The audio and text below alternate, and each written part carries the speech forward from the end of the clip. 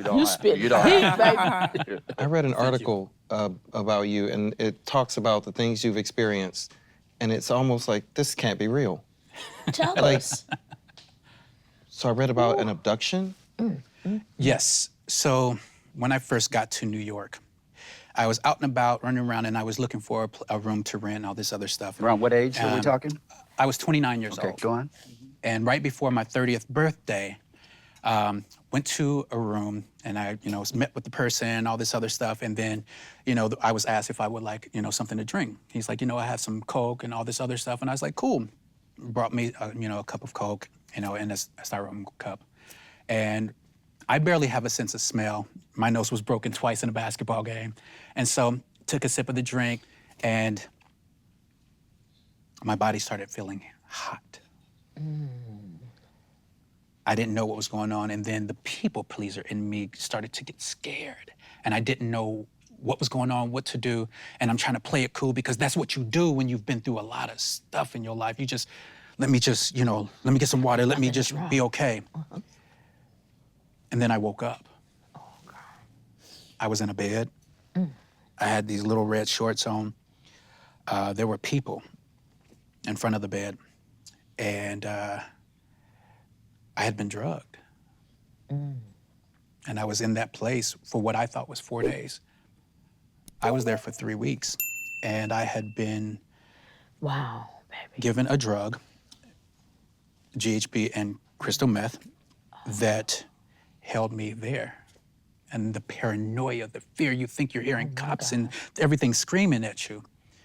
And how I was able to even get out of that situation is I talk like this when I was able to talk. And the person actually started to fall in love with me and forgot to give the drugs.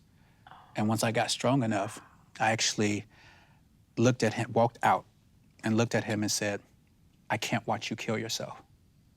Wow. And I walked out and ran, and he just let me go. And I ran to T-Mobile and I asked someone, I said, can you please give me my phone record so I can find the phone number? Because the phone that I had, the charger was broke off into the phone. So the phone was not used, I couldn't use it anymore. So in my mind, I don't know how I was even able to ask that question. Grace. So asked the question, called my friend, he was just like, where have you been? And he said to me, please tell me that, you weren't this place and this place. He said, just jump in a cab, get up here. And so I went to his place in Harlem. We sat and we talked. I didn't realize everything that was going on because it's still, even to this day, it's still kind of foggy. And he took me to the doctor the next day. And that was what happened to me. For you to be able to say your truth, you're role modeling. What happened to those people that did that to you? To be honest, I don't know. I don't know what happened to them. I didn't even know the people. Honestly, to this day, I still can't even picture faces. And I remember being scared, frightened, pissed off. I remember, calling my mom and walking around and like, I'm going crazy. I'm gonna kill somebody. I'm gonna do something. To who? Wow. So I'm looking at everyone as a potential. Yes. Like, you about to do something to me. But at the same time that existed in that moment was your body's calling for a drug that you never had a relationship with. You never even tried. Wow. So now you have an addiction. Wow. And that was strong because now we know what crystal meth does. Oh, yes. we did. And how rampant it is in our communities right now. And meth is highly addictive, highly addictive. Even when you don't know what it is, it just kind of calls you and it's magnetic to you. And it doesn't come to you as the drug. It comes to you as the emotion. And it preys on the dominant emotion that you're most shameful of, fearful of. So in your case, which emotion was it? I want to say all of them because there was just so much trauma in my youth. When I was about 13 years old, because of things that were going on in the house. I was given away on Christmas Day. Not that my mom wanted to give me away, but that's just kind of how it happened. Yes. Carrying that from that day, the abandonment was the real deep core issue. Yep. I mean, how do you just be given away? I'm sorry. Well, my mom asked my grandfather if I could spend the night. And that night turned into, the next day, and then the next I day. see. Honestly, the way I see it, as the healed man, as the kid, I was pissed off, I was hurt, I was sad. Why doesn't anybody love me? What's wrong with me? Then I've been there. the queer part of me that didn't know that there was a queer part of me was like, I must be evil. I must be going to hell. Being a kid from the 80s, I must gonna get AIDS and die. Yeah. So when the addiction came, it preyed on all of those emotions, all of those chemical components in my brain. And then all of a sudden, you meet somebody who is handsome, good looking, charming, and they have the drug. Not only did I engage in it, not only did I do it, it did me. Let me tell you something. Meth wore me out. And not that I was like strung out on the streets and homeless and all this other stuff, because that's not what it looked like for me. Because the people that were in the areas when we did this were Affluent. way up there Affluent. in this world and in this business and all that stuff. So it didn't look like that.